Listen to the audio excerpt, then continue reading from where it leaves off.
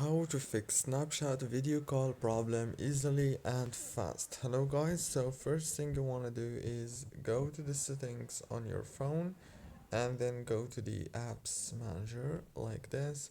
Open the apps and now scroll until you find Snapchat. Click on it, click on force stop and then go to the data usage. Make sure to enable all these four options right here and then go back again, and this time all what you want to do next is very simple. Just click here on the storage, click on clear cache, and then go back to the home page, go to the Play Store and search for Snapchat and then click on update.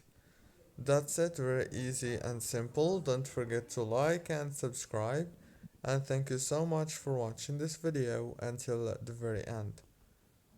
See you later.